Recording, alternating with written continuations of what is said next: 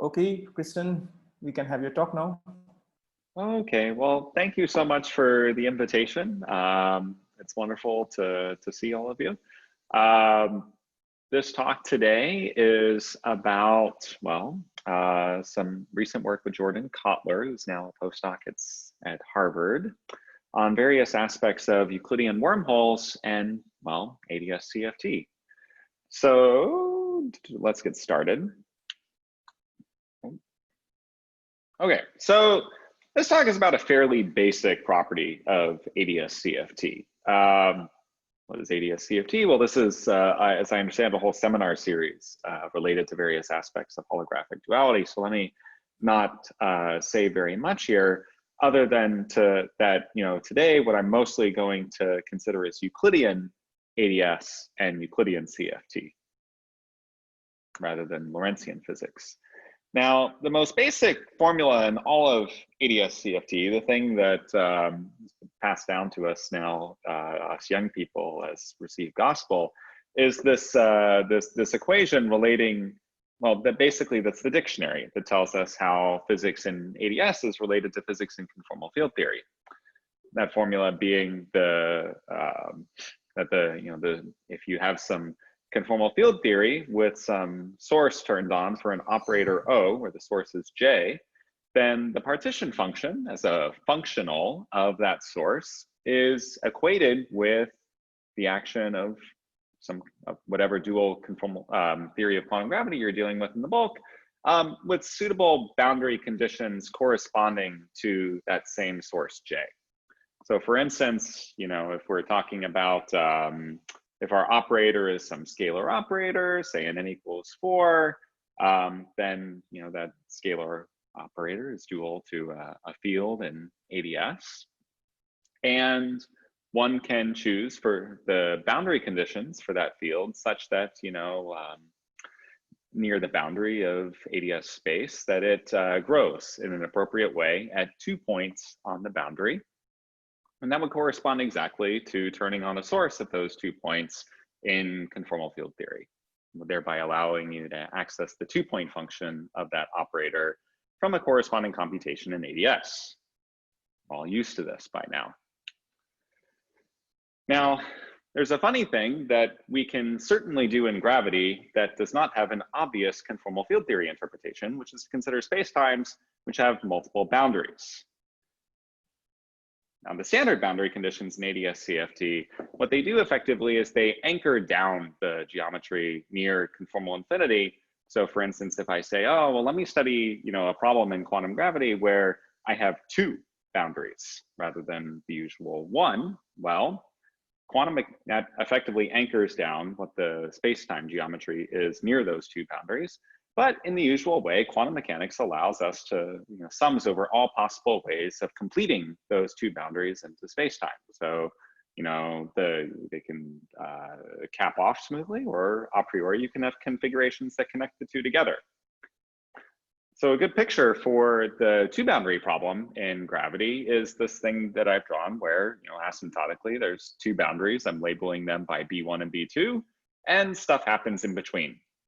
We draw similar pictures when we talk about, say, scattering amplitudes in 4-dimensional quantum field theory, where we fix asymptotic states, and then we sum over all possible intermediate processes consistent with the underlying physics. Except in this case, well, the possible underlying physics allows for, well, spacetimes to cap off or join together, or what else? As I just said, you can imagine 2 the simplest possibilities you can imagine are just smooth spacetimes that cap off, one for each boundary, or maybe they get joined together. You can have a connected configuration. When you have a connected configuration like this, well, this would be an example of a Euclidean wormhole, at least in AdS. In an equation, using the sort of standard AdS dictionary then, you would say, well, the whole, in gravity at least, the 2-boundary partition function of gravity with boundaries, let's call them B1 and B2, well, that would be equal to the product of connected one boundary partition functions, so the sum over disconnected geometries, plus connected ones. So you'd have an equation of this sort.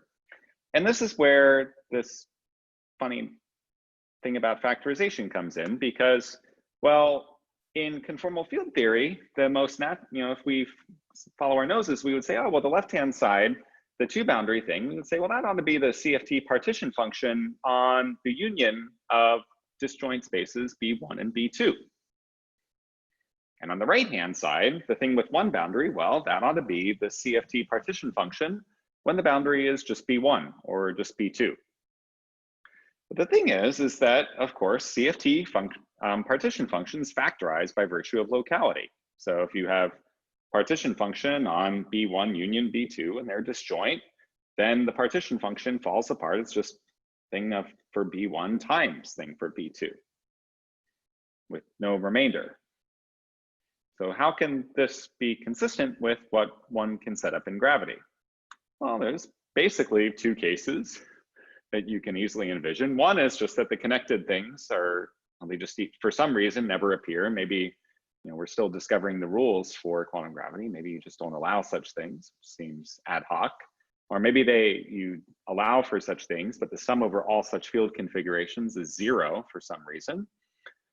In which case, well, you would be able to consistently interpret the left-hand side as CFT partition function on B1 union B2, and the one boundary things as the ordinary CFT partition function. Presumably, this is what happens in standard AdS CFT that's been handed down from us for many years now. So for instance, in the paradigmic duality between n equals 4 and type 2B string theory on AdS 5 times S5. A priori, though, that's not the only possibility. It could be that the connected contributions give you return something that's non-zero. What would give then? Well, if you think about it for a while,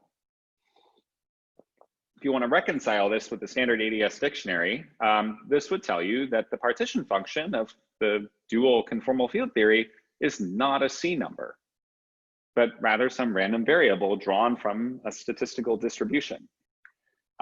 With an assignment, modification of the standard equations in AdS CFT, the standard duality map, whereby you would say, well, the thing with one boundary, I would say, well, that's the ensemble average of the CFT partition function. And the thing with two boundaries would be the 2-point average of the CFT partition function. Kristan, so here the bracket. Can I ask something here? Absolutely, yeah. So when you put connected is equal to 0, it's a very naive question actually. Does it imply that there is some conflict with unitarity? So in this sense, if you will, what would be connected here is like a 2-point function of partition functions, rather than of like local operators or some such. No, this is probably not what you're wondering about. There's two possible ways that come to mind for interpreting your question. One is whether or not there's a connection between the potential contribution of these wormholes and unitarity in the Lorentzian continuation. Is that what you're wondering about? Yeah, exactly. Or you... Yeah. Okay. If you put this wormhole contributions to 0, whether it will conflict with unitarity or not? It's actually the other way around. There's a significant reason to believe, dating back to Coleman, who was one of the first people that was looking at these kinds of wormholes back in the 80s, that you would have conflicts with unitarity if connected is not 0. Yeah, thank you. That's what I also thought. Okay, thanks. Yeah. So the nice picture where you have sort of standard unitarity and AdS CFT as we usually know it. May I ask another question? Yes, yeah, go ahead. Sorry, may I ask another question? Sure. Your audio, I'm having a hard time from making it out. Slide, in the previous slide, where you argued that the locality means basically. So can you hear better now? Okay. Can you hear now? A little bit better, yes.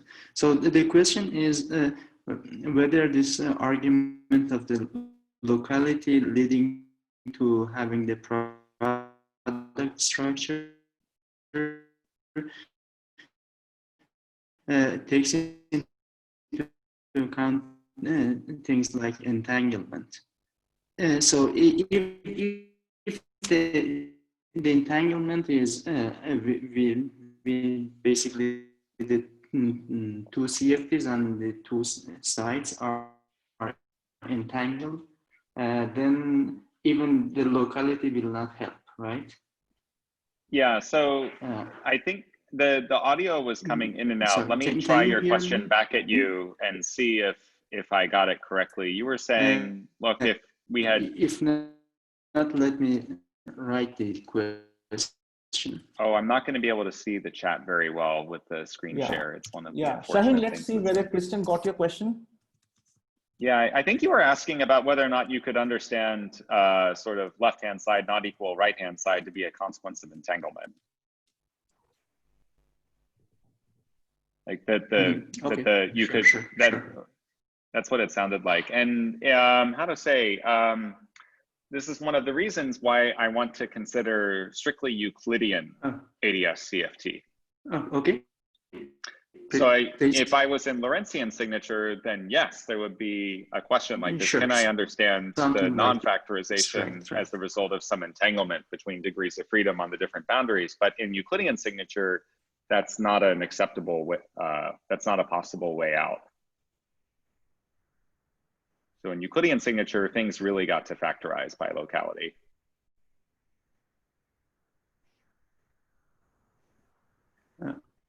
Yeah, he's replied, okay, thanks. Thanks. Sorry, could I also get a clarification? Ayan? Yeah, sure, please, go ahead. Yeah, sorry, there's also probably naive question. In QFT, if you write the partition function, so for example, this factorization that you show in this slide, when you write ZCFT of B1 union B2, you would cut it somewhere in the middle. That would each CFT will have two boundaries now, and you shouldn't you be putting complete set of states in between and integrating over that in path integral formalism? So I mean, what do you mean? So what I have in mind exactly? Sure, sorry, my apologies for the lack of clarity here. What I have in mind are that these spaces B1 and B2 are completely closed and compact. So think, you know, like for instance, CFT on a sphere. So the two boundary problem that I have in mind is something where I sum over spacetimes where I have two boundaries that are, you know, I don't have to cut to make the two boundaries. There's just the boundary of the space has two disjoint closed components, connected components. And I didn't have to cut anything in order to separate the two. Okay, thanks. That's the situation that I have in mind. And so in that case, for instance, in quantum field theory, I can consider n equals 4 on the direct union, on the union of two different 4 spheres. Yeah, so your bulk manifold has two different boundaries. That's what you mean. Yes, that's exactly what I mean. Thanks. Yeah. And then the wormholes would be configurations, metrics that, spacetimes that connect these two disjoint boundaries. Well, I'm glad we're talking about this. This is the whole point of the talk. Right. So if the wormholes do contribute, then maybe there's another way of understanding it, but I'd say the most natural way of understanding this is as a statement that the partition function, the CFT partition function, is a random variable. And that what you see in gravity with, say, a single boundary would be a one-point function of partition function in whatever distribution it's being drawn from, whatever that is. And the two boundary thing is being the 2-point function, 3-boundary, 3-point function, and so on. I'll return to that in a moment. That might sound a bit, there are examples in AdS CFT that we now know where this actually happens involving JT gravity. So would you like to comment anything about the random variable nature of the partition function for the unitary theories like n equals 4 Yang-Mills? Well, my guess is, how to say, I mean,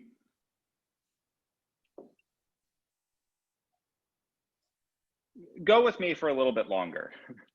I'm not going, one of the things that I'm going to do in this talk is to develop technology to find wormholes in AdS 5 times S5. At least, you know, there are slides about this by the end. And to see whether or not those wormholes, whether or not there's any conflict between those and our usual understanding of AdS 5 times S5 and the duality with n equals 4. And what we'll see is that these wormholes are unstable configurations within string theory. You can construct them, they're actually stable within supergravity, but they're unstable within string theory. So from that point of view, that would support the notion that, well, these things, at least in the usual AdS CFT, don't contribute. Okay. In which case there would be no conflict with saying that that what we're computing from AdS 5 times S5 is really the partition function of a single instance of n equals 4, not an ensemble of n equals 4 theories, which I think would be highly problematic. I mean, by maximal supersymmetry, the only ensemble that you can consider consistent with the symmetries of the problem for n equals 4 would be to like average over the Yang-Mills coupling, and that is, if that, well, yeah, you would run into conflicts with unitarity, as was said. You would also run afoul of many other precision tests of AdS CFT that have been performed going all the way back to the beginning. So you are suggesting that we can have an ensemble interpretation for n equals 4 Yang-Mills? No, I'm not suggesting that. Okay. Maybe, okay, I need to go through your point after the recording. I wasn't able to follow that. I guess I'm trying to say that, you know, to my mind, the standard n equals 4 AdS 5 times S5 is something sacrosanct almost. You know, there's been so many tests that have been performed of it at the multi-loop level over the years. I am not challenging that. To my mind, it is a puzzle to understand how in string theory, configurations that are, you know, you certainly would appear in the integral over metrics, like these wormholes, basically how they would cancel out such that the usual not ensemble interpretation of n equals 4 dual to AdS 5 times, how that all is preserved. That's one part of what's on my mind. And the other is maybe there are examples in the string landscape where these wormholes actually, you know, I would guess that they don't contribute for AdS 5 times S5, but maybe there are other places where they do contribute. And what can you learn about those? Okay. And the added, yeah. Thank you, sir. Yeah. Okay. Thanks. So there is quite a bit known about Euclidean wormholes in supergravity, at least with negative cosmological constant, going back to the 80s again. So after Coleman's suggestions about Euclidean wormholes and all sorts of games that he was playing with that at the time, Gidding, Strominger, and many others looked for so-called axion wormholes. So for instance, where in addition to having a metric and a Yang-Mills field turned on, you also turn on spatial gradients for an axion, and those spatial gradients for an axion can support a Euclidean wormhole as a solution to the supergravity field equations. And there are other examples of wormholes that were found by Mauthausen and Maus in a nice paper from 2004, including suitable quotients of hyperbolic space that would give you, for instance, you know, the sort of simplest thing that they tell you is a solution to pure gravity in 3 dimensions are certain 3 manifolds which have 2 boundaries, and the 2 boundaries are genus 2 surfaces. We also do some stuff with gravity coupled with Yang mills. So there were, I'm not the first person to think about Euclidean wormholes by any means. Lots of people have been thinking about that for many years now. One thing that I think is maybe not as well stressed in the literature as it could be is a result that all of these solutions, at least within string theory, are unstable for one or another reason. So the axion wormholes were only shown to be unstable quite recently, a little less than 2 years ago, in a nice paper of Hertog, Trujian, and Van Riet. They're unstable to the production of spatially inhomogeneous perturbations. And all the other ones, well, they're also unstable, sometimes to condensation of light degrees of freedom, sometimes to the nucleation of branes, as one finds in like a Schwinger pair production, like instability. So this is kind of most of what's known within supergravity and string theory, which would tend to make you think that, well, maybe you can write down these configurations, but they're just somehow don't contribute. Except there are other examples where they do contribute and they're important. Most notably in a simple model of 2-dimensional quantum gravity that's been the subject of much recent study called Jaquet-Teitelboim gravity. For its relation with near extremal black holes and with SYK model, and for various other reasons people have been looking at this. Last year, Sodchenker Stanford showed that this model is really a consistent theory of quantum gravity. You can study it on any genus surface and with any number of boundaries, and its path integral is well defined, modulo the usual issues with renormalization. And well, whenever you have a consistent theory of quantum gravity, the usual doctrine of AdS CFT would tell you, well, there ought to be a dual description. What is the dual description? Well, it's a certain random matrix theory, where what's random is a large n by n matrix H, where n is sent to infinity. Large n matrix integrals have a density of states that's supported along what's called a cut, or maybe there's multiple cuts. This particular matrix model is so-called double scaled, meaning that there's a single cut that starts off at 0 and goes off to plus infinity. And for a particular density of states, well, that matrix model is completely equivalent to JT gravity. And the way they demonstrated this is essentially by also figuring out the duality map between gravitational observables and random matrix theory ones. And in this map, the relation is that studying JT gravity on spaces where there's a boundary of renormalized length beta is equivalent to inserting a certain factor into the matrix ensemble average, the average over matrices. And the thing that you insert is just, it looks like the thermal partition function for quantum mechanics with Hamiltonian H. It's just trace e to the minus beta H. So for instance, the 2-boundary problem I'm discussing would correspond to, in the matrix model, the 2-point function, the ensemble average of trace e to the minus beta 1H, trace e to the minus beta 2H. And that has that ensemble average, that 2-point function, it's basically the fluctuation statistics of partition functions. That has some very universal properties in the theory of large random matrices. And so this configuration, this is actually very important in the JT RMT duality. And one really needs these wormholes. It was a very long introduction. Hopefully the discussion's been useful. Let me briefly say where we're going, the new results that I'm going to describe. I won't be able to describe them as much as I had thought in lieu of the time. So let me say now what we're doing. The first part of this talk, really the bulk of it, is from here, is an exact computation of the most basic wormhole amplitude in 3-dimensional gravity. So the stuff I just flashed in the last slide is for JT gravity. That's some 2-dimensional theory. We did some exact computations in 3 dimensions, and it ends up being significantly more complicated than what people have done before.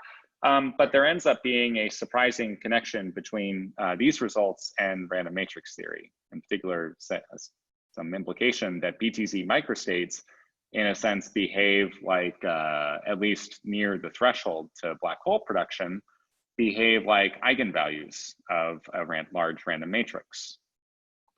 Something else that I'll talk about is, we've been developing technology to find wormholes in more than 2 dimensions, including an AdS 5 times S5. And these are genuinely new non-perturbative contributions to Einstein gravity, to the path, to the gravity path integral. And crucially, what we'll see is that while these wormholes, they're not saddle points, they're not solutions to the classical field equations, but instead they're the next best thing, something that in the literature would be described as a constrained instanton. An instanton is like a non-trivial saddle, and a constrained instanton is, well, you'll see it's kind of like the next best thing. And then something we've also done is we've studied the stability of these new configurations that we're finding. And something that has been surprising to us is that these wormholes are generically stable configurations within Einstein gravity. But in every single example that we find, they have some decay channel within string theory, whether it's because of the existence of light scalars, for instance, AdS 5 times S5 string theory, there's some scalars sitting right at the F bound in the AdS 5, or due to some brane nucleation channel. So this is where we're going. And we'll start off with 3D gravity, so AdS 3. A few introductory comments about 3D gravity. 3D gravity has been used as a toy model for quantum gravity for many years now. One of the reasons why is because at least the classical model is exactly soluble on the disk times time. So, if you look at configurations that are continuously connected to global AdS 3, well, you can solve the field equations of 3D gravity exactly and find such solutions. The model has no propagating degrees of freedom because it's in less than 4 dimensions. However, it does have boundary excitations, commonly called boundary gravitons. You could also think of them as edge modes, a la those in like fractional quantum Hall physics. And those edge modes have power counting renormalizable interactions. In fact, they have classically dimensionless interactions, where the effective coupling constant is essentially the Newton constant in AdS units, which in examples of AdS 3, where you have a CFT dual, well, that ratio is basically 1 over the central charge. So, in other words, the boundary gravitons are approximately 3 degrees of freedom at large central charge. What is less well known about physics in 3D gravity is that there's an analog of the Schwarzian description that one finds in JT gravity. In other words, if you're studying not just classical physics, but quantum physics in 3D gravity, the bulk, well, since there's no degrees of freedom, maybe this isn't a surprise, you can reduce the bulk path integral to purely a boundary one. And that boundary model, that is 2 dimensions, 2 is 1 less than 3, it's kind of a complicated description. It doesn't look like the nicest looking path integral, but it actually, like the action that you write down is not polynomial in fields, for instance. But it's actually not so bad. It's related to some nice mathematical physics. The relevant words are the quantization of coadjoint orbits of the Virasoro group, which has the practical consequence that you can really evaluate various properties of this boundary path integral, sometimes to 1 loop, sometimes exactly as a function of the coupling, the Newton constant. So for instance, if the simplest Euclidean spaces you can consider, one is the disk times S1, that is Euclidean BTZ, or equivalently take Euclidean global AdS and then compactify time. That's a saddle point. And what you can do in the quantum theory is you can sum up all the perturbations around that saddle point. You can compute the whole path integral. And the result is something known as the Maloney-Witten partition function that they wrote down in a paper from 2007. That partition function is built out of a building block if you know something about Virasoro representation theory, it's the vacuum character of the Virasoro group, what I'm calling here Z naught. And what that describes, that's basically accounting for the fluctuations of the boundary gravitons just around AdS3. And remarkably enough, that's a one loop exact result.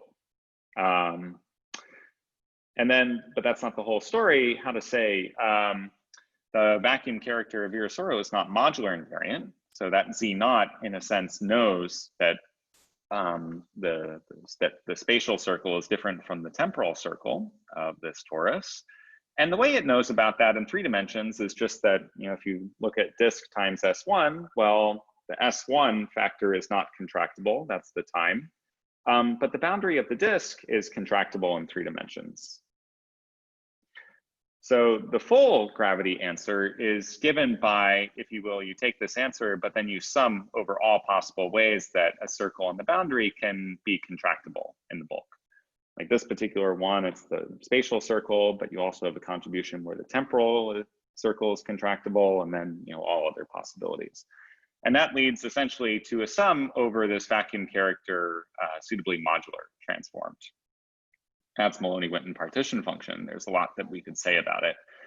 Basically, it's the sum over real smooth Euclidean metrics that are continuously connected to disk times S1. And well, I put a paper down of myself and Jordan Kotler here because while they used some canonical methods to deduce this, they basically constructed a Hilbert space of states of 3D gravity on the disk. And then once you have a Hilbert space, you can compute trace e to the minus beta h. So that's what they did. What we did in our paper was a direct path integral computation, that's one loop exact with a one loop renormalized central charge, which I've written here, where big C is the usual round and no central charge. Anyway, that's kind of what's known. But we want to go beyond that. We want to look at these wormholes in this talk and see what's up. So what we did this past summer was we computed the next simplest thing, the annulus times S1 partition function.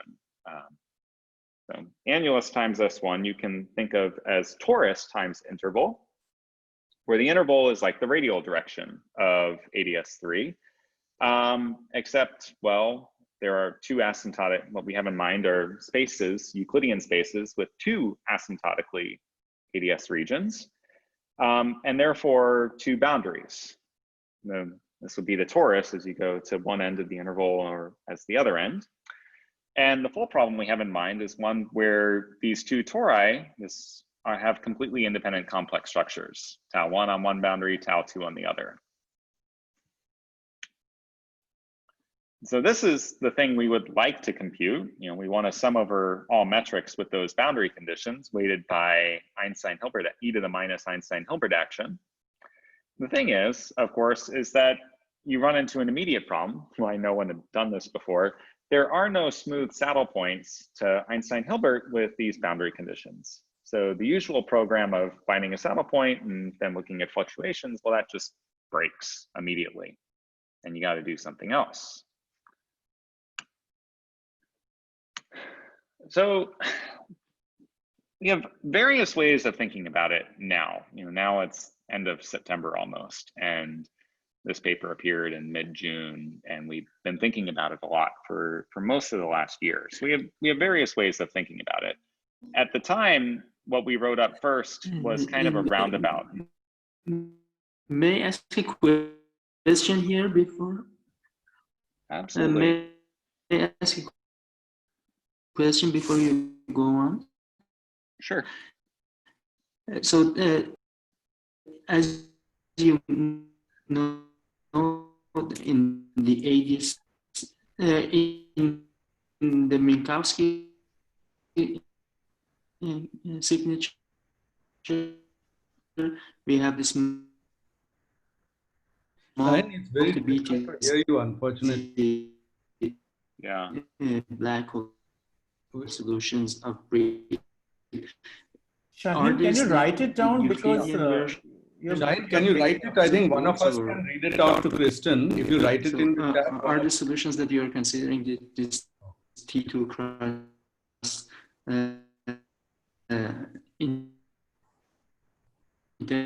interval? So yeah, you should type it out, but I can, Euclidean versions of the, okay, yeah, he's typed it out. I can. Okay. He's asking, I mean, if the question is what I think it is, which is what is this thing related to in Lorentzian physics, these configurations in Lorentzian physics. What's wrong with my mic? In Lorentzian physics, what like if you continue these configurations to Lorentzian signature, what you would land on is not the usual two-sided black hole, but rather a traversable wormhole. Mm-hmm. So the question he typed was, are these Euclidean versions of Brill's multi-BTC solutions? No. Okay. They're like two-sided BTZ, but where you don't actually have a horizon, where it's completely traversable from one boundary to another. Mm-hmm. So these violate censorship, or this violate something in the Lorentzian? They're not saddles. They're not saddles at all. Okay. Yeah. Thanks. You know, they're field configurations, so you sum over them in the path integral, but they're not saddles. Okay. So what we did, our first approach to this was kind of roundabout. So let me describe it. What we did was we started in Lorentzian signature actually, and we used, you'll see why in a slide. We used the first order formulation of three-dimensional gravity. So in first order formulation, what you do, this is common to people that study, well known to people that study supergravity. But if you haven't seen it before, you're not going to learn it from this. But the idea is that you trade the metric for some other variables. You decompose the metric into a Vielbein in 3 dimensions, a Dreibein, as well as a spin connection. And morally speaking, you're decoupling the metric from the Christoffel connection. And you have independent degrees of freedom, Dreibein and spin connection. And when you write down the Einstein-Hilbert action in these variables, it becomes something that is first order in derivatives. It becomes this thing down here, because so E is a one form that you construct out of this Dreibein, and omega is a one form as well, and D is the usual exterior derivative. So only the first term in this action has a derivative. So it's first order. In particular, it is first order in time derivatives. And so, well, what kind of path integral are we dealing with when we talk about first order gravity? Well, we're dealing with something that's called a Hamiltonian path integral, rather than the usual configuration space one. In other words, you can think of the action, morally speaking, as integral PQ dot minus Hamiltonian, maybe supplemented with some constraints. And the integral, like the E's and the omegas, they're not really labeling configurations. Configurations of E and omega are really labeling trajectories in a phase space that one integrates over. And this perspective is helpful because then, how to say, the Euclidean path integral, if you analytically continue time, has an almost immediate interpretation in terms of a trace over a Hilbert space. That semi-classically would be just the parameterized by the phase space. Well, that's not. Sorry, that's not true. I misspoke. But the first statement that it's immediately giving you the trace over a Hilbert space, that is correct. Phase space is not the semi-classical limit of Hilbert space, of course. Okay, so how does one proceed from here? Well, it's useful to exploit the existence of the epsilon tensor to form linear combinations of spin connection and Dreibein. I'm going to call them A and A bar.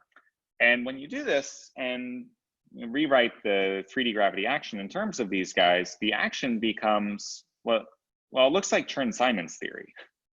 At least, looks that way, where the gauge group is locally SL2R times SL2R. Like one factor would come from what I'm calling A and the other from what I'm calling a bar. And well, that's a useful thing to rewrite things this way because, you know, there's a lot of technology out there for how to evaluate Chern-Simons path integrals. Now, of course, what we're doing is, you know, we're not doing Chern-Simons theory. We want to evaluate the sum over metrics, and we're going to be very careful to do that in this part of the talk and certainly in our paper. But phrased this way, that amounts to adapting existing technology rather than having to come up with it ourselves. And the way that we proceed is we use something called the constrain first approach that dates back, well, I don't know when exactly it came into being, but a canonical reference on the subject is Elitzur, Moore, Schwimmer, Seiberg, where they use this technology to evaluate various Chern-Simons path integrals for, you know, a usual compact gauge group G on simple spaces. The point is that when you write down the Chern-Simons action, if you decompose it into time and spatial components, what you'll notice very quickly is that the time component only appears linearly in the action. And therefore, I mean, this is true for any component, but it's true for the time component, which means that, well, it's really a Lagrange multiplier rather than a dynamical degree of freedom. And if you integrate it out, it just imposes some constraints. And so what you do in the constrain first approach is you first integrate out the Lagrange multiplier. That gives you a constrained system, which you can then quantize. You can perform a path integral quantization of that constrained system.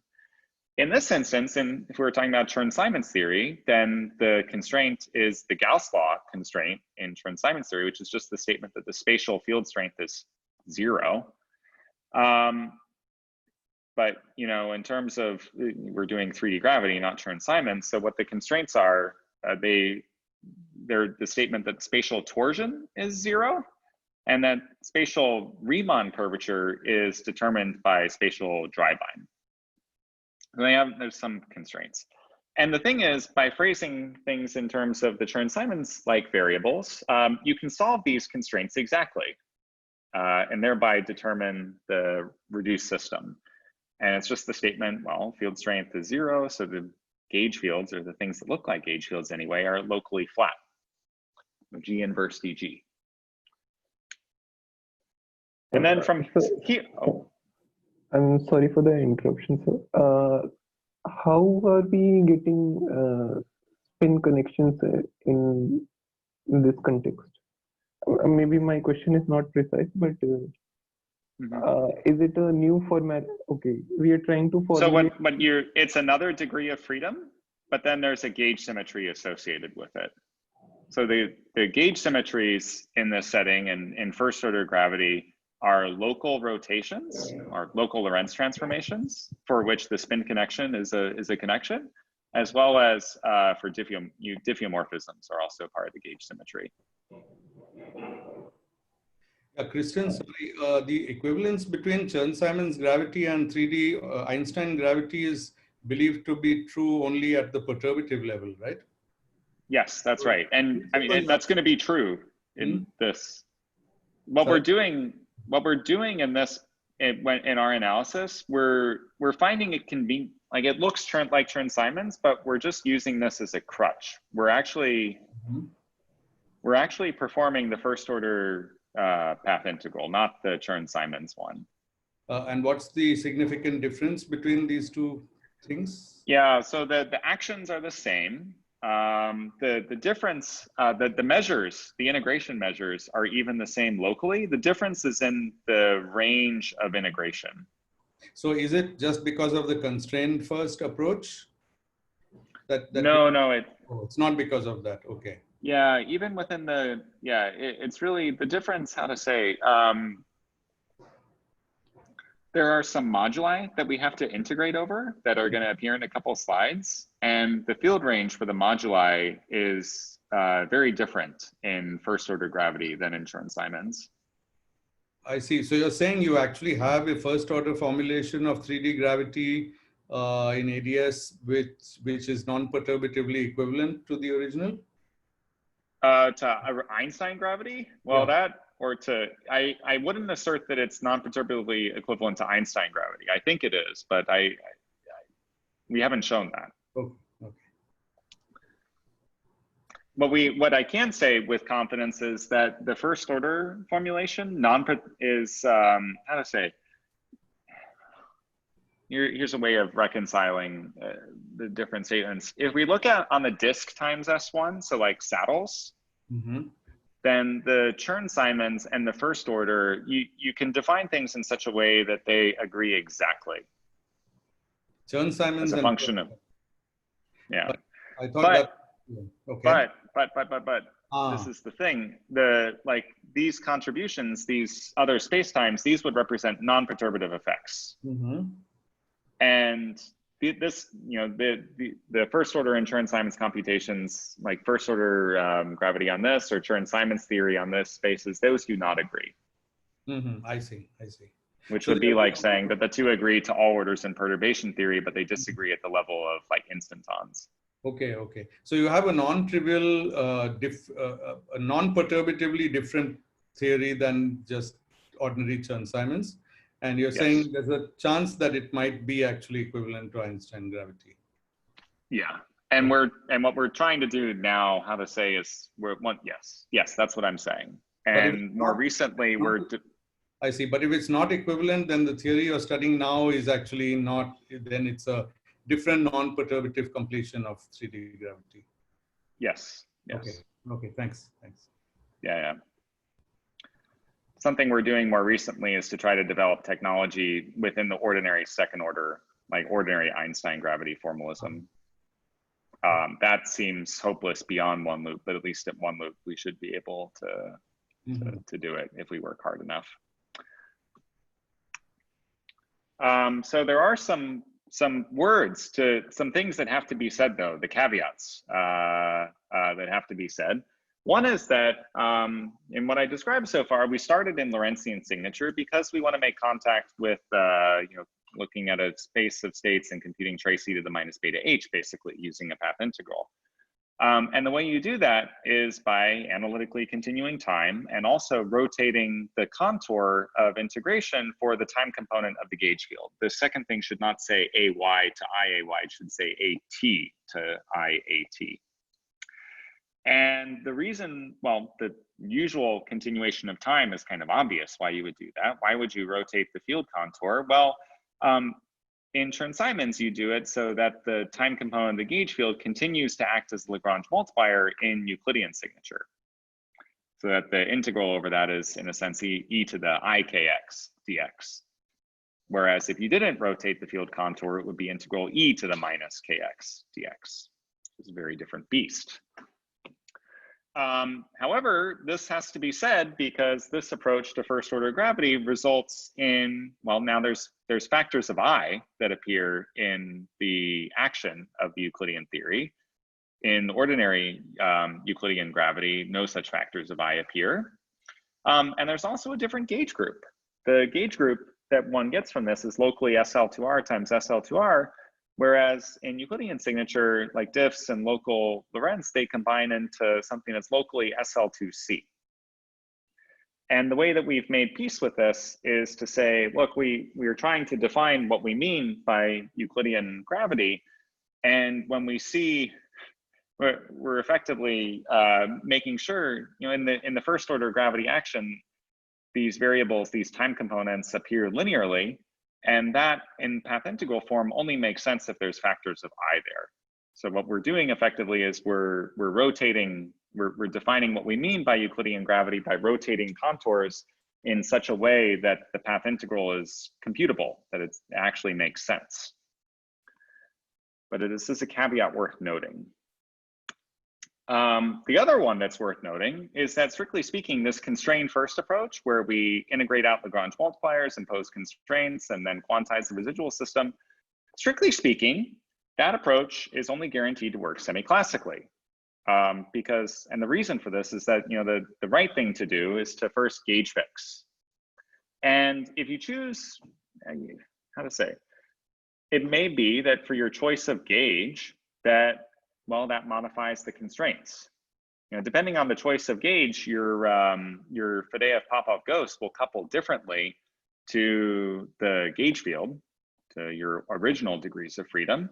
And for instance, if your ghosts couple to A0, well, that's going to modify the constraint that's imposed after integrating out A0. So depending on how you gauge fix, the constrained first approach may give incorrect results. However, we have, how to say, in Chern-Simons, the statement is that in Lorentz gauge, you'll get screw up, you'll get different results. If constrained first will give a different result from the correct one, from the exact one. But in Coulomb gauge, it returns the right thing. So in another gauge, it does just the right job. For us, we have very strong evidence that actually the constrained first approach does do exactly is giving us the exact answer within first order gravity. And it doesn't look like I'll be able to talk about it. I flashed 4 papers on the first slide. I'm talking about the first one. There was a second shorter paper that gave another approach to this wormhole amplitude that only relied on certain very basic physical ingredients in AdS gravity, and then you basically bootstrapped the problem. And you land on exactly the same answer that we got from the computation I'm describing now. Which, let me do it.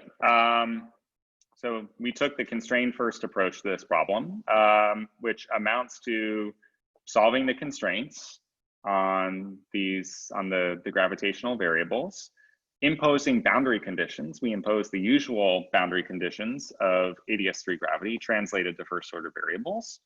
And well, you get the 3D path integral reduces to a 2D one on the boundary. However, it's rather complicated. It has several degrees of freedom, 6 in total. There are 2 fields, call them phi and phi bar, on each boundary. So a phi on one boundary, phi on the other, phi bar on one, phi bar on the other. These degrees of freedom are very similar to those of the Schwartzian model appearing in JT gravity. And there's also degrees of freedom that only depend on time, not space. It sounds weird, but when we integrate out A0, we are now broken manifest Lorentz invariance or rotational invariance. We've broken covariance, if you will, at this intermediate stage in the computation. So you can have degrees of freedom that depend on time, not space. What are they physically? What they are basically the holonomy. Like if we were doing Chern-Simons theory, they would be encoding the holonomy of the different SL to our gauge fields at fixed time. And they mean something similar in terms of first order variables. Let me give a simple example of a configuration that you can get. A configuration that you can get is one where just this B and B bar are both constant and these phi's are 0. And well, from that data, you can extract a spatial metric. We've integrated out the time components of the gravitational field, so you don't get the time component anymore. You just can reconstruct the spatial metric, as well as the holonomy of the spin connection. You can get that. So what is this geometry? BB bar sinh squared plus a constant, dx squared plus v rho squared. So here I have in mind that x is periodic. It's a circle. It's the spatial circle of the boundary torus. And what this geometry is it's a bottleneck. That circle is very, very, very, very large as rho goes to -infinity. And it comes in, reaches a minimum value at rho equals 0. There's and then gets bigger again. So this thing's a bottleneck. There are 2 boundaries attained as rho goes to plus and minus infinity. And what these parameters B and B bar are describing are thus, well, first, the sum is basically describing the length of the bottleneck at the middle. And the difference actually is, well, if you were to go around that bottleneck and look at the holonomy of the spin connection, that holonomy depends on the difference B minus B bar. So if you have a field with spin, it's going to pick up a phase that depends on that difference. That's what, and these are in some sense the moduli of these configurations. In CFT terms, B squared is like the left moving energy that you would perceive on one boundary, and B bar squared is the right moving energy that you perceive on the other. And for completeness, okay, so there's some action, some effective action. It's kind of complicated, also subject to some gauge symmetries. It's daunting. I don't want to spend too much time on this. The punchline, there is technology to evaluate this path integral, this hideous looking thing, exactly as a function of the coupling. I should say, I guess, what the coupling is. The coupling is this thing C out front, which is 3L over 2G Newton, the Brown-Hinault central charge of AdS3 gravity. So let me say what the result is. Crucially, the result is not 0. You get a finite, after renormalization, of course, you get a finite, meaningful answer that is this. It's a constant, a very particular constant, times what you would call the partition function of a non-compact boson. I'm calling Z naught here, times some ratio involving the two complex structures on the two boundary tori.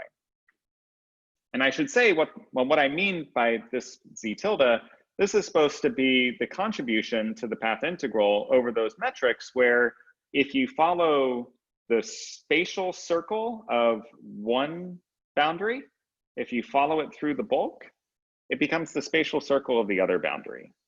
And similarly for the temporal circle, it becomes the temporal circle of the other boundary. And the thing is that in gravity, you have actually infinitely many other configurations that you also have to sum over, where, for instance, space, if you follow it through, becomes time, and time becomes space, and all the other permutations.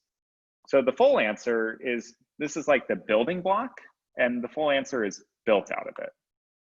It's actually given by a sum where like the second factor is modular transform relative to the first.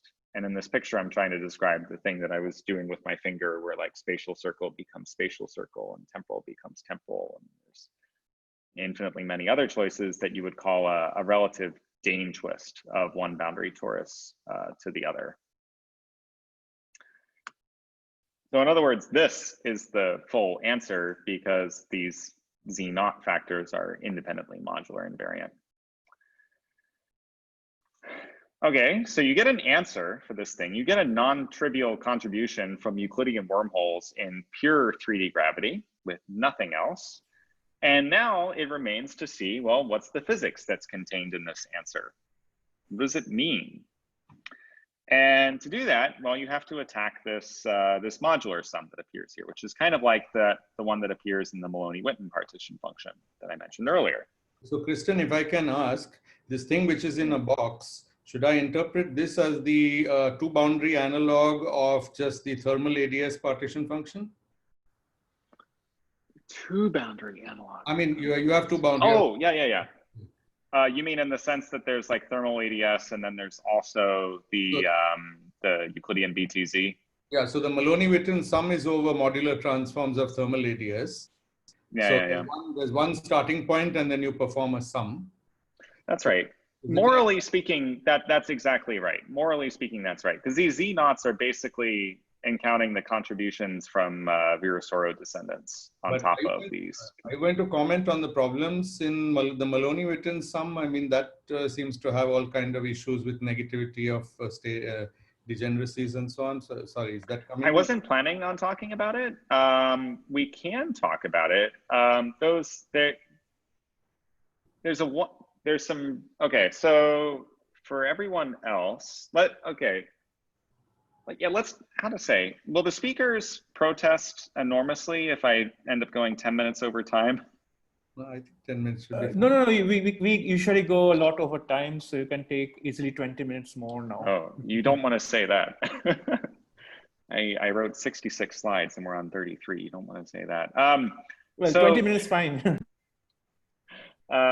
Let's see. So I said what Maloney-Witten partition function earlier. For those in the audience that don't know this, there are nice features about the Maloney-Witten partition function, and there's some bad features. So the thing that I wrote down before is what you get from, how to say, it's a sum over modular transform vacuum characters. And the thing is that that sum does not converge. So you have to regularize it. And if you regularize it in a modular invariant way, you get an answer whereby if you look at what primary states contribute, you get a contribution from the vacuum, as well you should. And you get, and you also get a contribution from states starting at the black hole threshold. So it's C minus 1 over 24. But then you get a lot of other, you get negative norm contributions. There's negative norm contributions that you see already in Maloney-Witten, and then there's more refined ones that you see in sectors of finite, of non-zero spin near the BTZ threshold that were recently noted by Uguri, Shuang Xiao, Nathan Benjamin, and maybe someone else too. And that's the negativity that was just being noted.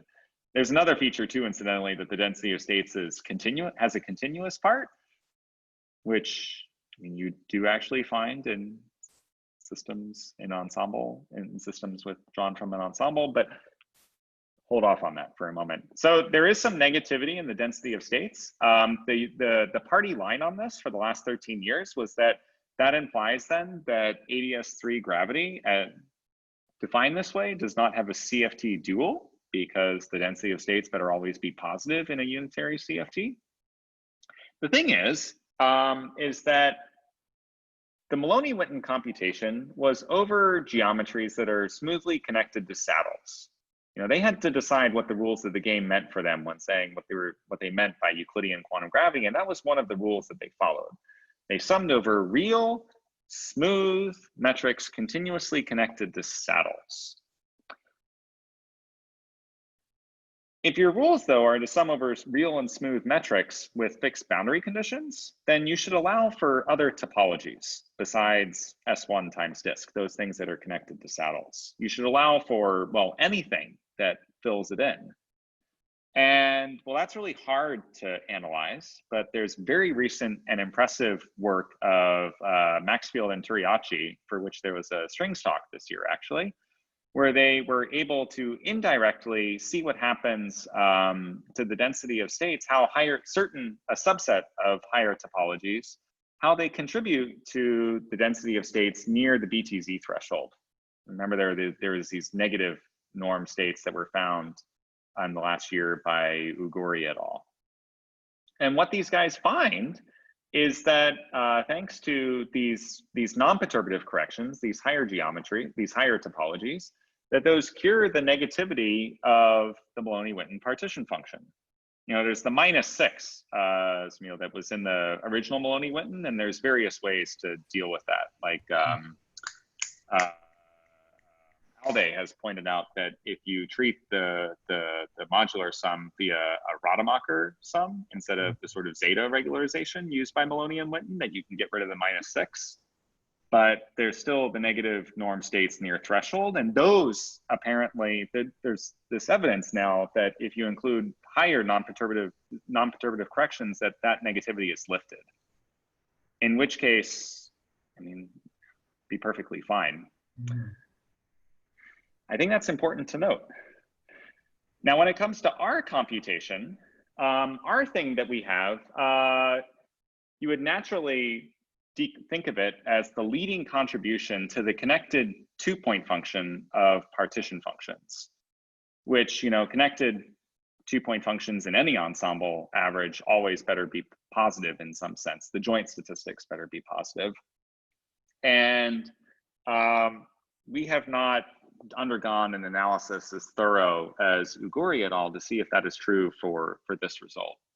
In the regimes where we can study it, yes, it looks positive, but maybe we're, you know, but even if we are missing something, then we could always appeal and say, well, maybe there's some other, you know, higher topologies that also contribute, that heal this in the same way that Maloney-Witten, the one-point function, appears to be getting healed.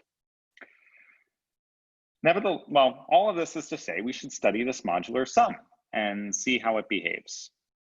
And this modular sum, thankfully, is a lot better off than the Maloney-Witten modular sum. A question. And also, yeah, go ahead. I just wanted to ask, so the Turiachi-Maxfield proposal, that doesn't cure the continuity, or does it also? No, it does not cure the continuity. No, it doesn't. So that you also expect to find here, right? In this. Absolutely. From the same threshold.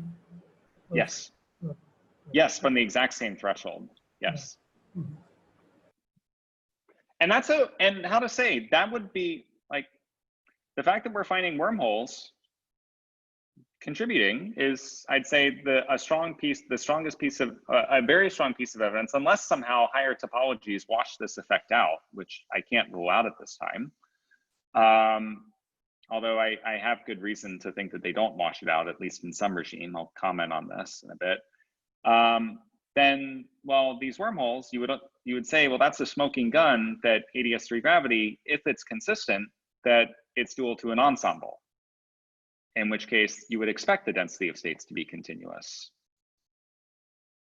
So then there would be, yeah. Anyway, okay, let me talk about this modular sum a little bit. This modular sum is a little complicated, but fortunately there's technology in the mathematics literature to address it, so we didn't have to work too hard. In particular, this modular sum diverges.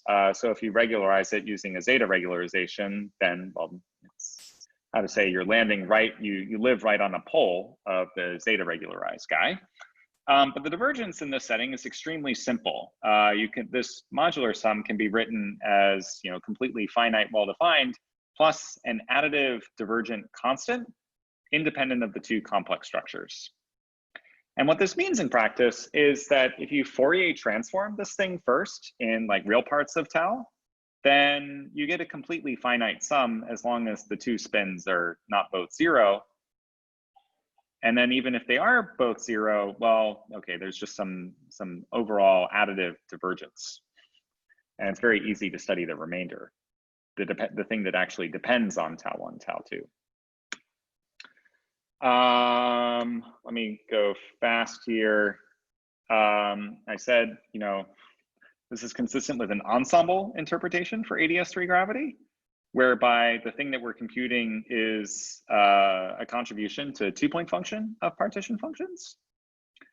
And with that in mind, it is useful when thinking about CFT to consider not the, most of the states in the partition function that contribute are descendants. It's useful to kind of factor those out and to just consider the contribution which comes from primaries, Virasoro primaries.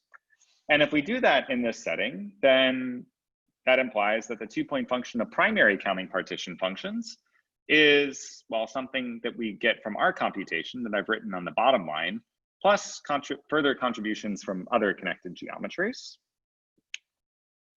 And, well, this thing, it is useful to go to fixed spin.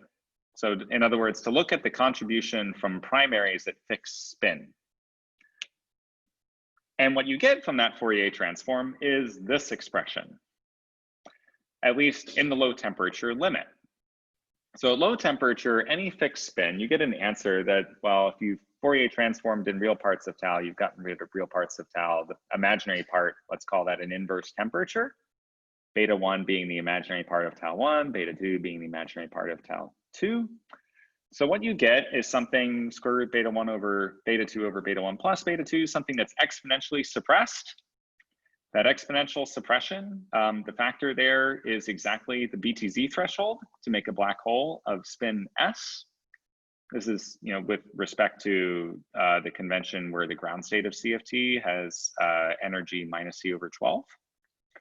And you get a Kronecker delta plus, corrections that are suppressed at low temperature.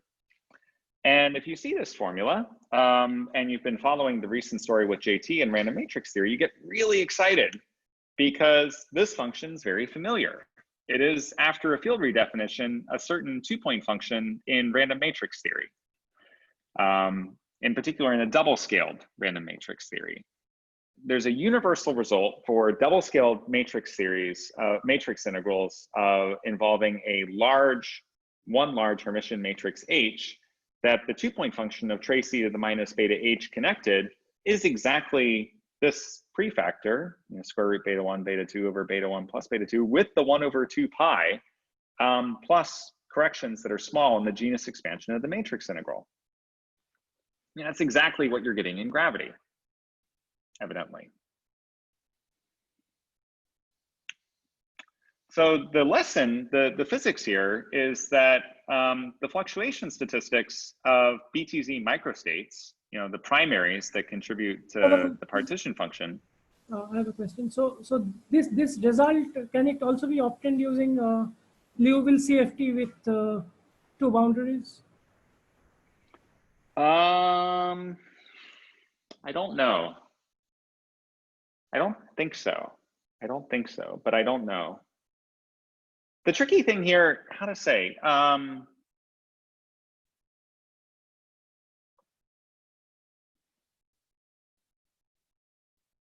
think there's a more immediate, I think that there's a connection between sort of minimal strings with 2 boundaries, so Liouville theory coupled to minimal model with 2 boundaries, and the JT problem. But in this case, like the boundaries are fully 2-dimensional. That is true, but the JT problem can give this random matrix answer, right? Or... Yeah, absolutely. I guess the thing is, I mean, what we're getting is within each fixed spin at low energy, we're getting the random matrix theory answer. But then our whole answer, I should have said this earlier, our whole answer, this whole amplitude, this thing is, I mean, there's other terms which are necessary because the whole thing is actually modular invariant. It's invariant under independent modular transformations of tau 1 and tau 2. And that's not at all like what one has in JT. So the sort of picture that you have is that the BTZ microstates near threshold are well described by random matrix theory, but then there's some deformations away from that as you go away from the threshold that are necessitated by modular invariance. Okay, I see. Thanks. Yeah. Okay, and so the physics here of this random matrix theory result, incidentally, is eigenvalue repulsion. And it's a very generic result in the spectra of chaotic systems. And one way of saying it in terms of eigenvalue repulsion is that these BTZ microstates, the primary states anyway, they repel each other. That's what this result is telling you, but only if they're the same spin, if they have the same if they have the same symmetry quantum numbers. If they don't, then they don't repel each other. That's what this Kronecker delta is really saying. Another way of saying that is that if you had to make a random matrix theory ansatz for the fluctuation statistics here for these partition functions, necessitating that there's Virasoro symmetry, this would be exactly the prediction that you make from random matrix theory. And this is what you find from gravity, which is kind of remarkable to me. I'm over time, so I could say a lot more that I won't. I could say that we had some other approach for bootstrapping this same amplitude that didn't rely on all of the technical ingredients in our first order computation, and that we arrive at the same result. I could talk about higher dimensional stuff that unfortunately I can't. What I can say maybe in closing is that,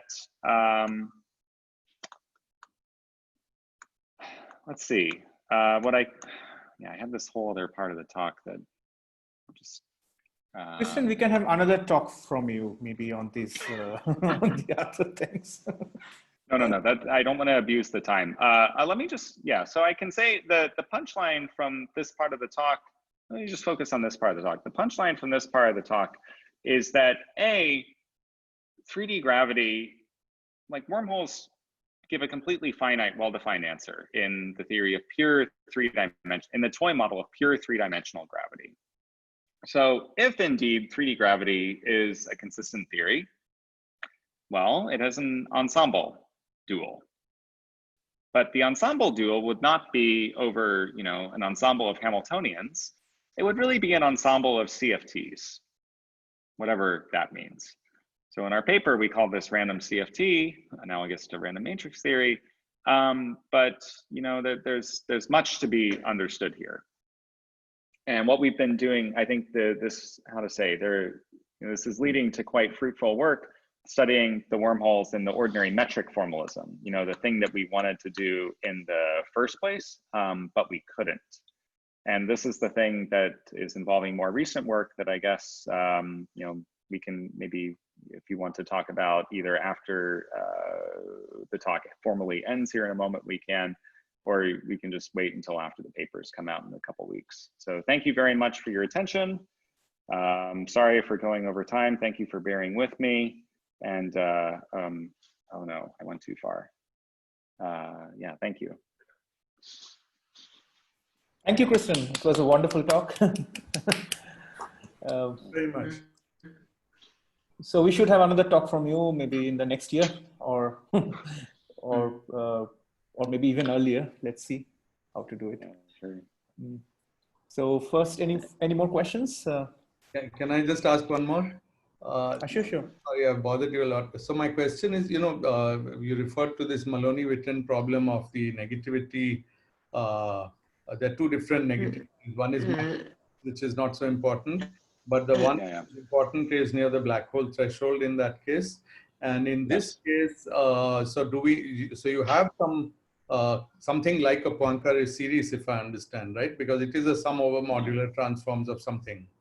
So do we know if that, maybe you said it, but do we know if that has any issues, or do we even care because it's not really a partition sum anymore, or is it? Well, so this, oh, you mean this thing, let's see, you mean, you mean, sorry, you mean the thing that I'm doing, or the thing, the Maloney with? The sum over, oh, the thing that, this one, yes. Yeah, this one, so this one does not have negativity issues near threshold. At least near threshold, it doesn't. Well, you wouldn't expect threshold because these are not black holes, right? These are something else. They appear, so the space-time geometries are completely smooth. Yes. However, this thing appears, like if I write it as, how to say, it has, if I inverse Laplace transformed, so as to get something that looks like a 2-point function of at fixed spin and fixed energy, the energy threshold precisely is that of BTZ at spin S. I see. So even though this is coming from smooth geometries, nothing's capping off or anything like in Euclidean physics, the threshold where things start is exactly the BTZ threshold. And I mean exactly, like the quantum corrected BTZ threshold, which is C minus, you know, relative to the vacuum, which is C minus 1 over 20, well, yes. But there's another correction, right? The Maxfield and Turiachi's correction, which shifts the threshold value. So are you able to see that kind of thing? No, what you would do, how to say, so in the Maxfield-Turiachi, the thing that shifts it is a contribution from higher topologies. Right. And what they correspond to in, and what we're not accounting for those topologies. So if you will, that would lead to a further, what we anticipate is that would lead to a further correction to this result. If you summed up all of those topologies plus this one, then would further shift the threshold down to the appropriate Maxfield-Turiachi corrected threshold. Not higher asymptotic topologies, right? These are just conical singularities they sum over in 2 dimensions. In 2 dimensions they are, but in 3 dimensions they're... Well, they have a rough claim about Seifert manifolds, but I'm not aware if they've ever... Yeah, they don't really, I mean, admittedly, they don't really know what these configurations are in 3 dimensions. But they would not be multi-boundary configurations, right? They would show no. The torus as the boundary. They always, exactly. Okay. So there's no 2-dimensional story about your sum. There is, how to say, good. So there is a 2-dimensional story about our sum in a regime. Maybe. These guys claim that there is. It requires, how to say, there are some intermediate steps that I am not fully convinced of. I think it's probably true, but what they would say is that there's a two-dimensional computation that they can do using JT in the large spin limit. Because when you do the reduction of 3D down to 2D JT, you get a good genus counting parameter in the limit where the spin is very large. Right. And so that they would say, well, and then in the large spin limit, in other words, the 3D result better give the random matrix theory answer, because JT gives you the random matrix theory answers. That's completely commensurate with what we find. The things that are confusing about this are that we find the random matrix theory answer, like with the right prefactor, only when we look at the primary counting partition function, which is stripping off all the Virasoro descendants. And so somehow their claim is that in this map from 3 dimensions down to 2 dimensions, that what it's doing is it's stripping off the descendants, which is not obvious to me. It's probably, it probably is the case, but that's a non-trivial claim that I think they think is true, but they haven't been able to prove is true. Okay, thanks. Yeah, I think there are more questions. I think Shaheen has some questions in the chat. So Ayan, you want to read them out? Okay. Yes, so Shaheen has 2 questions in the chat. So actually the first question I also had something similar to ask. So the question is that when we have a single boundary, we could integrate the gravity out and write in terms of analog of a Schwarzian action, which you called something related to quantization of Virasoro coadjoint orbits. Yes. So if you have 2 boundaries and these wormholes, could you also do something similar? Like that's exactly how we did the computation. That's exactly how we did it. That's what so in this quantization of coadjoint orbits of Virasoro, you get a 2-dimensional quantum field theory, what looks like a 2D quantum field theory with degrees of freedom phi and phi bar for the left and right moving factors of Virasoro. And what we get when we do the corresponding 2-boundary analysis is we get those for each boundary. Then with these extra, what I called quantum mechanical degrees of freedom. So the sort of action that you get is this thing right here. If you ignored that, if I just, looked at the contributions on one boundary, the things with 1 labeled throughout, this would be very closely related to what you get for quantization of coadjoint orbit of 2 copies of left and right Virasoro. But then you get them for both boundaries, and they're tied together through these holonomies. I don't know if that's a very satisfying. It's a technical answer to the question, but basically, yes, that what you're asking is exactly how we did this computation. So essentially, you have 2 copies of the same thing coupled by some extra degrees of freedom, which you're integrating over. That's right. Yeah. And these degrees of freedom, they're the holonomy of, you can think of them as the holonomy of these Chern-Simons like gauge fields, which because these connections are flat, that holonomy has to be the same as you go through the bulk, which is why you perceive the same thing, the same P on the 2 boundaries. It's like Gauss's law. It's like the 2 boundaries perceive the same charges. And the charges in this case are these B and B bar, which are effectively energy and angular momentum. Can I ask a small question? I must have missed your comments on this wormhole geometry. What is the solution of which theory is this wormhole geometry is a solution?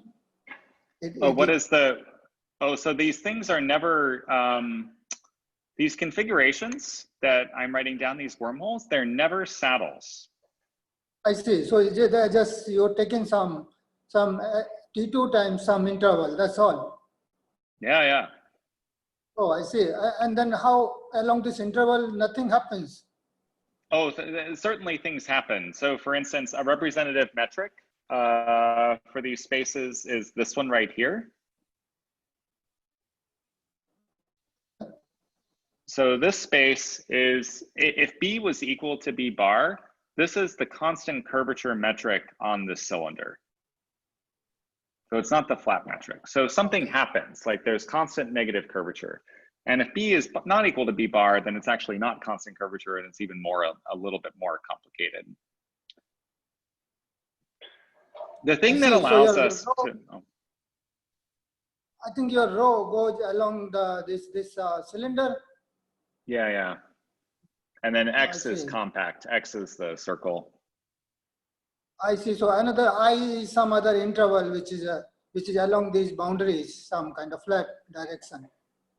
Yeah, there's so X is like is the spatial circle of the boundary, and then in this path integral treatment, we don't have the we've integrated out already the time components of metric, so we don't have access to it anymore. We integrate those out to impose constraints, kind of like integrating out lapse and shift in canonical gravity. And when you do that, so the most you can reconstruct then is the spatial metric. So in principle, then there's also like a time circle that's going along for the ride through the bulk. It's like fixed asymptotically, and in between we've already integrated over those components of the metric. Okay, thank you. Thank you. Yeah. Yeah. Incidentally, you can see that this thing is not a saddle. Okay. Because, if I wrote a formula for the action at the bottom, and this action is stationary only when these parameters B and B bar are both 0, which for this wormhole corresponds to the limit where it pinches off. Like that's the limit where the two sides kind of pull apart from each other. Mm-hmm. Thank you. Okay, so Shaheen has a second question too. And this question is about if you can make some comments about the connection with BTZ microstates that you alluded to, in particular, how your Euclidean picture can be related to the BTZ black hole horizon.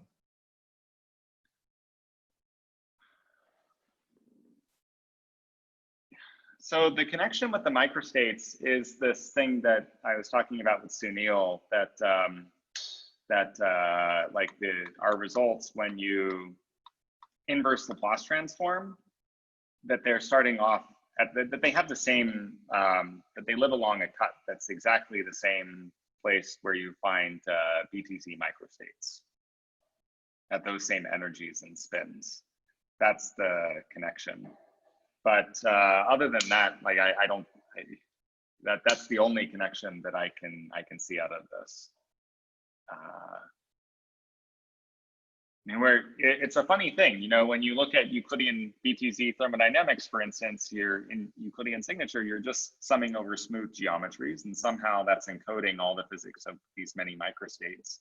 And here, the same thing is true. We're summing over these smooth geometries that somehow are encoding the spectrum of the black hole. How, it's beyond me, but it's in the same sense as in Euclidean BTZ, I guess. Not a very satisfying answer, but I don't know what else to say. Yeah, Shaheen is going on with his question, asking, how do you see the horizon? You don't. Oh, I mean, even in Euclidean BTZ, you don't see the horizon either, right? Like, what's special about where the circle? There's nothing special about the horizon in Euclidean signature. It's just smooth space-time. And the same thing is true here. Okay, so I have a kind of short question, which is, so one of the nice things of AdS CFT is that we can do real-time computations, right? Yes. So suppose if I want to do a computation in real time with two boundaries, is it possible, you think, in the context of, say, at least 3D gravity?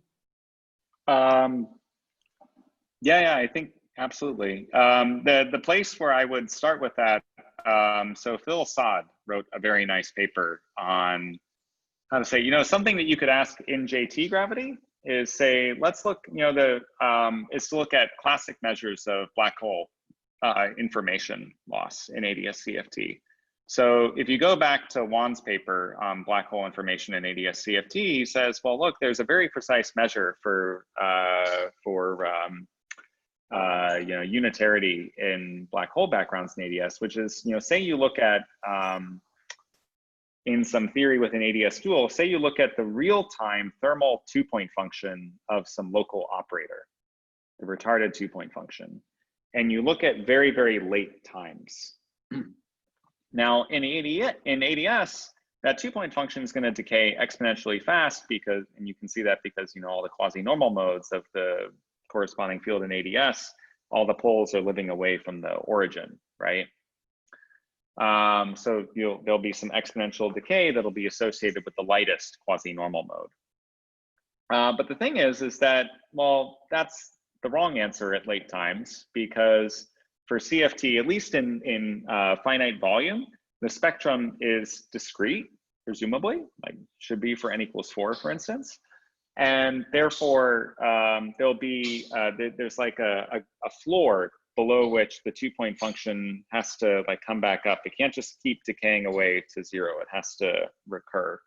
And the fact that in semi-classical gravity that it appears to keep decaying exponentially, well, that looks like information loss. You're losing track of the fact that there's all these high energy discrete spectrum of states that'll force recurrences. And so what Phil did was he said, well, now that we have access to these non-perturbative contributions, let's look at like thermal two-point function, real-time two-point function in JT gravity, where you can deform JT gravity by some operators that look like, that would be equivalent to coupling like a light scalar field to JT.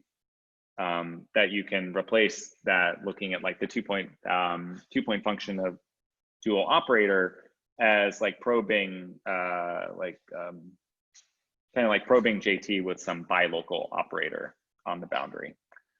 And so I would start kind of there. The technology for doing that in JT is well established by Phil. And in 3D, well, it's going to be a souped up version of it. With all of this, I haven't done the computation, so I don't know exactly how it's going to go, but that's how I would start. Okay, so thank you very much. Well, we have one last question from Deep Tarko, and then we will. Thanks. Hi. Two questions actually. First is, if you do this modular bootstrap version for the OP coefficient, means will there be some way to get these random OP coefficients which Bellin and Dewar talked about? Yeah. The other thing is, when you derive the same answer using this modified bootstrap, did you have to take the large spin limit anywhere to get rid of the descendant? You said you have to get rid of the descendant. So we did not have to, yeah, so I can say a little bit about what this bootstrap approach was that I think will make this a bit clearer. We needed some, in general, you can't just bootstrap gravity. That's really hard. So what we did, we had to take some very strong inputs from 3D gravity in, and then we were able to successfully bootstrap the problem. And there's like 4 inputs, or 4 or 5, depending on how one counts. We had Virasoro symmetry on each boundary, but the big one, probably the most important assumption that we made, is one that you just have when thinking about torus times interval. It's that the gravity amplitude is built out of a modular sum of some more basic object, this thing that I called Z tilde before, the thing that corresponds to doing the path integral where space interpolates to space and time to time. And the thing is that for torus times interval, that pre-amplitude is modular invariant under simultaneous modular transformations. Like if you simultaneously map, like if you think about it as space to space and time to time, well, that's invariant under a simultaneous S transformation where you flip time and space on one boundary, but you do the same thing on the other at the same time. And so that modular invariant, it was really that S invariance that we were able to exploit. And to my knowledge, for the OPE coefficients, I mean, that would be related to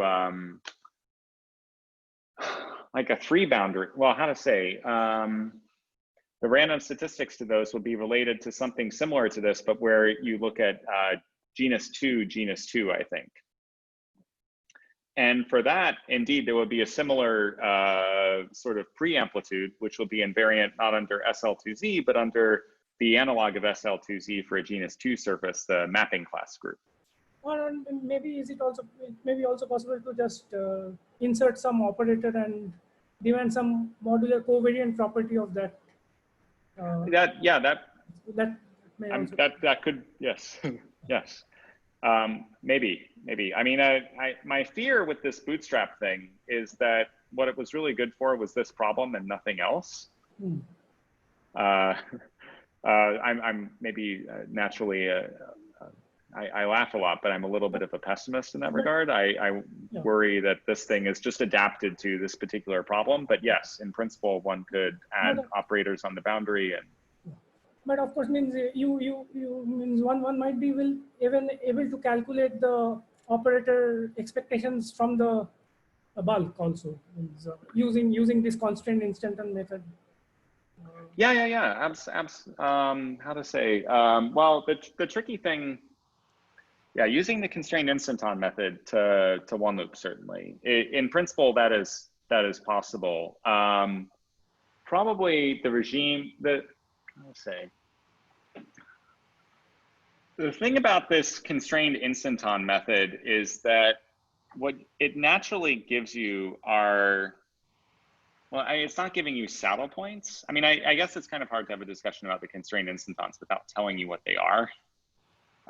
What the constrained instanton method is, it goes back to the 80s in papers of Affleck and Dine and Seiberg.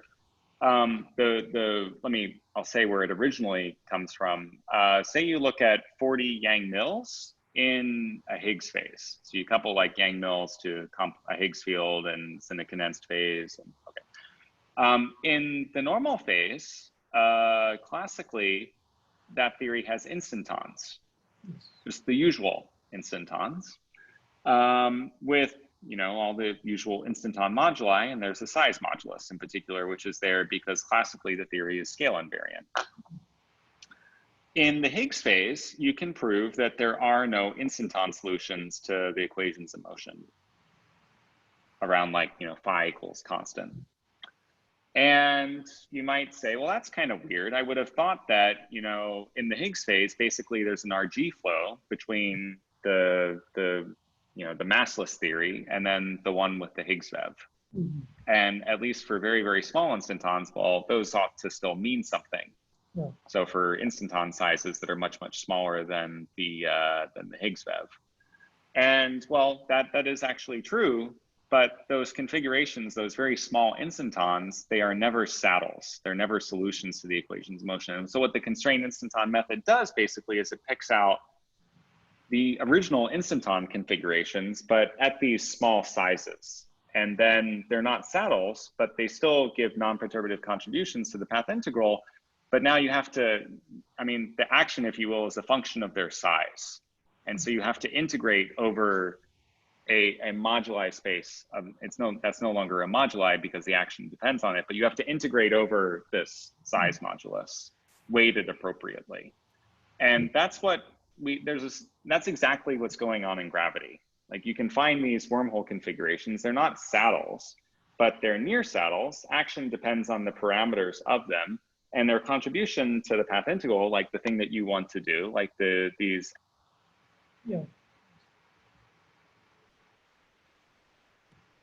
Integral along that, weighted by one loop determinants. And the thing that, so the thing that you can get kind of semi-classically is physics from a fixed instanton contribution. But if you want to do the integral, usually you need to know.